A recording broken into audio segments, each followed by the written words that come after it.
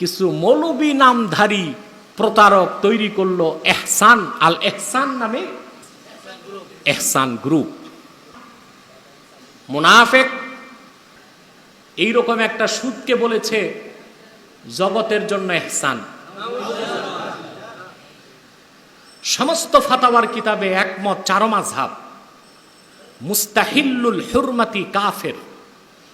কোন হারামকে যদি কেউ হালাল বলে সে কাফের হয়ে যাবে। এক সময় বিরক্ত হয়ে কিছু মানুষ বলল যে সব কিছুকেই তিনি হারাম বলতেছেন, না জানি আবার চাল ডালকেও হারাম করে দেন। তারপর দেখা গেল 12,000 কোটি টাকা মেরে মারওয়াড়িরা বাংলাদেশ থেকে শেয়ার ব্যবসা চম্পট, অর্ধেক তারা নিল, অর্ধেক আমাদের দেশে এক দরবেশ আছে উনি খাইছে। আমি আর নাম নাই বা বললাম, আপনারা ওই দরবেশকে চিনেন। আমি বুঝি না ইসলামিক ফাউন্ডেশন কি করে, এত বড় ফাউন্ডেশন শেখ সাহেব পড়ে গেছে।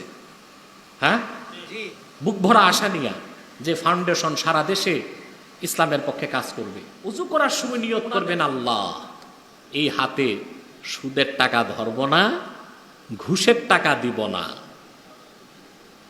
সুদও দিব না। সুদের কথায় চুপ হয়ে গেলেন আপনারা। আরে কি চুপ না হয়ে করবেন কি? অনেক মৌলবী বক্তা এখন সুদখোর হয়ে গেছে।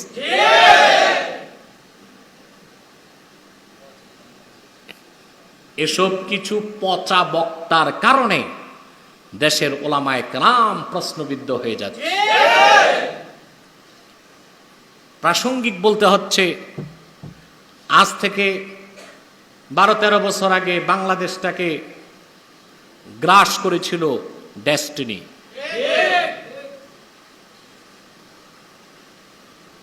আল্লাহকে হাজের নাজের বলে সাক্ষী দেন, সারা বাংলাদেশে ডেস্টিনির বিরুদ্ধে হারাম ফতুয়া আমি ছাড়া আর একজন আলেম তখন দেয় নাই।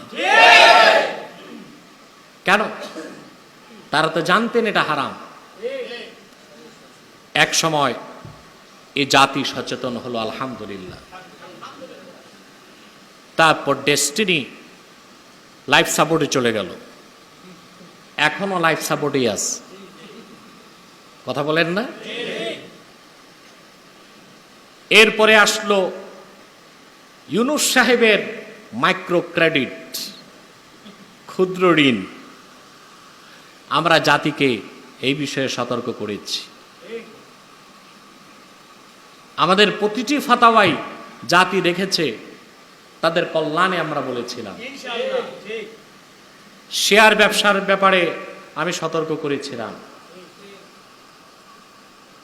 এক সময় বিরক্ত হয়ে কিছু মানুষ বলল যে সব কিছুকেই তিনি হারাম বলতেছেন, না জানি আবার চাল ডালকেও হারাম করে দেন। তারপর দেখা গেল 12,000 কোটি টাকা মেরে মারওয়াড়িরা বাংলাদেশ থেকে শেয়ার ব্যবসা চম্পট, অর্ধেক তারা নিল, অর্ধেক আমাদের দেশে এক দরবেশ আছে উনি খাইছে। আমি আর নাম নাই বা বললাম, আপনারা ওই দরবেশকে চিনেন। আহা, কি সাদা দাড়ি, কি বুজুর্গ ব্যক্তি।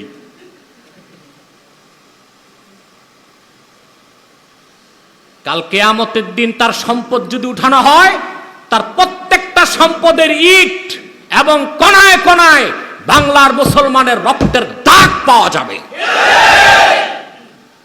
এ সমস্ত লম্পট সুদখোর ব্যবসায়ীরা আবার বড় বড় কথা বলে বাংলাদেশ। আমরা সতর্ক করেছিলাম। তারপর ইদানিং আসলো ই ভ্যালি, এটাও আইসিইউতে চলে গেছে। কথা বলেন না? এরপরে ই অরেঞ্জ, এটার অবস্থা এখন অনেকটা ধরা পড়ে গেছে। তারপর আসলো কিছু মৌলবী নামধারী প্রতারক তৈরি করলো এহসান আল এহসান নামে। কি নাম এটা? এহসান গ্রুপ। 1 টাকা 2 টাকা এদেশের নিরীহ আলেম যারা সারাটি বছর মাদ্রাসায় চাকরি করে কিছু টাকা জমাইছে, ঠিক কিনা? পরহেজগার মানুষ, পীরের মুরিদ, সারা জীবনের কামাই নিয়ে তাদের কাছে দিছে। তারা বলেছে এটা হালাল ব্যবসা। তারপরে 1 টাকা 2 টাকা নয়, 17,000 কোটি টাকা মেরে দিস। জাতি ধোকায় পড়তো না। কিছু মাথা মোটা মৌলবী, কিছু মাথা মোটা মৌলবী টাকার ধান্দায় পড়ে, লোভে পড়ে জনগণকে ধোকা দিস।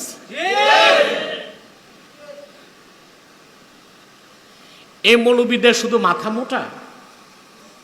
আমার তো মনে হয় এদের মাথায় শয়তান পেশাব করে দিস। এইরকম একটা সুদকে বলেছে জগতের জন্য ইহসান। সমস্ত ফাতাওয়ার কিতাবে একমত, 4 মাযহাব, মুস্তাহিল্লুল হুরমাতি কাফের। কোন হারামকে যদি কেউ হালাল বলে সে কাফের হয়ে যাবে। যেখানে সুদের মতো হারামকে হালাল বলাই কুফর, সেখানে সেটাকে মানুষের জন্য রহমত বলা কত বড় অপরাধ! কথা বলে না। কোথায় আছেন আপনারা? মৌলবী আর বক্তা দেখলেই দৌড় দেন। আমরা তো বহু আগ থেকে সতর্ক করেছি, এসব লেবাসধারী, দুর্নীতিপরায়ণ, মুনাফেক, জিন্দিক মৌলবীদের ব্যাপারে বহু আগ থেকে আমরা সাবধান করেছি। ওই মানুষগুলো যদি এই কথাগুলো আগে বুঝতে পারত, তাহলে এভাবে লক্ষ লক্ষ নয়, হাজার হাজার কোটি টাকা তারা হারাতে হতো না। আমি বুঝি না ইসলামিক ফাউন্ডেশন কি করে। এত বড় ফাউন্ডেশন শেখ সাহেব করে গেছে, হ্যাঁ, বুক ভরা আশা নিয়া যে ফাউন্ডেশন সারা দেশে ইসলামের পক্ষে কাজ করবে। ওনাদের কাজ পাইছি আমি একটাই, 2 ঈদের আগে ওনারা একটা মিটিং বসে, চাঁদ উঠলো কবে, চাঁদ ডুবলো কবে, তাও সমস্যা হয়ে যায়। আমরা 10টা পর্যন্ত অপেক্ষা করি বাংলাদেশের মানুষ, তার আমি পড়বো কি পড়বো না। রাত 7টার নিউজ চাঁদ উঠে নাই, 8টায় চাঁদ উঠে নাই, 9টায় চাঁদ উঠে নাই, মানুষ সেহরি খাওয়ার প্রস্তুতি দিচ্ছে, তখন ঘোষণা হয় চাঁদ উঠছে। আশ্চর্য ভাই, ইসলাম ফাউন্ডেশনের একটাই কাজ, চাঁদ উঠলো কবে, ডুবলো কবে, আর কাজ নাই। তাদের কাজ হচ্ছে গোটা দেশকে মনিটরিং করা, কোথায় ইসলামের বিরুদ্ধে কাজ হচ্ছে, মুনাফিক চক্র কোথায় আলেম ওলামার পরিচয় ধারণ করে মানুষকে ধোঁকা দিচ্ছে, তা দেখার দায়িত্ব ইসলামিক ফাউন্ডেশনের, তা দেখার দায়িত্ব ধর্ম মন্ত্রণালয়ের, ঠিক কিনা? এই আমানতের খেয়ানত যদি করেন, কাল কিয়ামতে আল্লাহর কাছে কঠিন জবাবদিহিতার সম্মুখীন হতে হবে। আল্লাহ রাসূল সাল্লাল্লাহু আলাইহি ওয়াসাল্লাম ইরশাদ করেছেন, আলা ওয়া কুল্লুকুম রাঈন ওয়া কুল্লুকুম মাসউলুন আন রাইয়াতিহি, সাবধান জেনে রাখো তোমরা প্রত্যেকেই তত্ত্বাবধায়ক, দায়িত্ববান, আর তোমাদের প্রত্যেককে তার দায়িত্বের ব্যাপারে প্রশ্ন করা হবে। দায়িত্ব নিলেন, আদায় করলেন না, তা হবে না। দায়িত্ব পালন না করলে, দুর্নীতি করলে, চুরিচামারি করলে, অন্যায় করলে দুর্নীতি দমন কমিশন থেকে বাঁচতে পারবেন, কিন্তু 2 কাঁধে যে বসে আছে কিরামান কাতিবিন, তাদের চোখ থেকে বাঁচতে পারবেন না, ঠিক কিনা? অতএব মুসলমান, উযু করার সময় হাত যখন ধুবেন, নিয়ত করবেন আল্লাহ এই হাতে সুদের টাকা নিব না, দিব না, ঘুষের টাকা নিব না,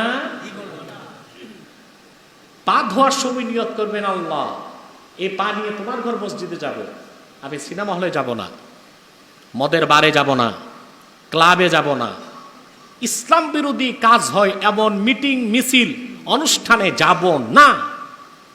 এই নিয়তের কারণে বাহ্যিক পবিত্রতার সাথে আপনার আত্মিক পবিত্রতা হয়ে যাবে।